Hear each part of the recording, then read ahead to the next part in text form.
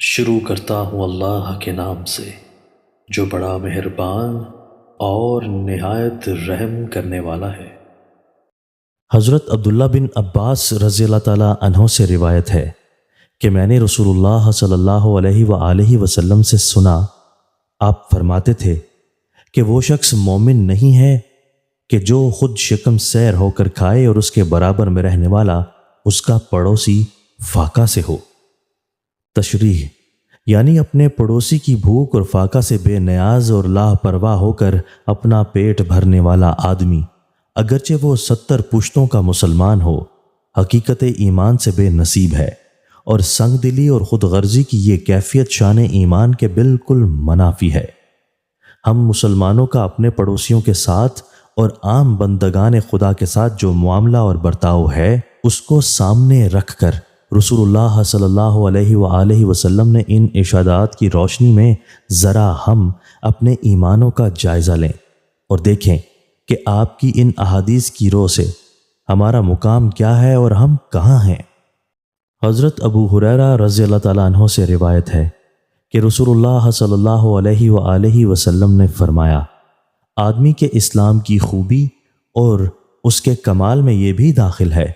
کہ وہ فضول اور غیر مفید کاموں اور باتوں کا ترک ہو۔ تشریح انسان اشرف المخلوقات ہے اور اللہ تعالیٰ نے اس کو بہت قیمتی بنایا ہے، اور اللہ تعالیٰ چاہتا ہے کہ انسان کو اس وقت کا اور صلاحیتوں کا جو سرمایہ دیا گیا ہے وہ اس کو بالکل ضائع نہ کرے، بلکہ صحیح طور سے اس کو استعمال کر کے زیادہ سے زیادہ ترقی اور اللہ تعالیٰ کی رضا اور قرب حاصل کرے، یعنی دین کی تمام تعلیمات کا حاصل اور لب لباب ہے، اور یہی ایمان و اسلام کا مقصد ہے۔ اس لیے جو خوش نصیب یہ چاہے کہ اس کو ایمان کا کمال حاصل ہو اور اس کے اسلام کے حسن پر کوئی داغ دھبا نہ ہو، تو اس کے لیے ضروری ہے کہ کھلے گناہوں اور بد اخلاقیوں کے علاوہ تمام فضول اور غیر مفید کاموں اور باتوں سے بھی اپنے کو بچائے رکھے، اور اپنے وقت اور اپنی تمام خداداد قوتوں اور صلاحیتوں کو بس انہی کاموں میں لگائے جن میں خیر اور منفعت کا کوئی پہلو ہو، یعنی جو معاد یا معاش کے لحاظ سے ضروری یا مفید ہوں۔ یہی اس حدیث کا مطلب ہے۔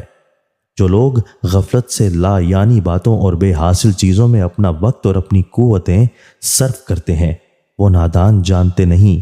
کہ اللہ نے ان کو کتنا قیمتی بنایا ہے، اور وہ اپنے کیسے بیش بہا خزانہ کو مٹی میں ملاتے ہیں۔ اس حقیقت کو جنہوں نے سمجھ لیا بس وہی دانا اور عارف ہیں۔ دوستو، اللہ تعالی ہمیں ان احادیث مبارکہ پر عمل کرنے اور اپنی زندگیوں کو سنوارنے کی توفیق عطا فرمائے۔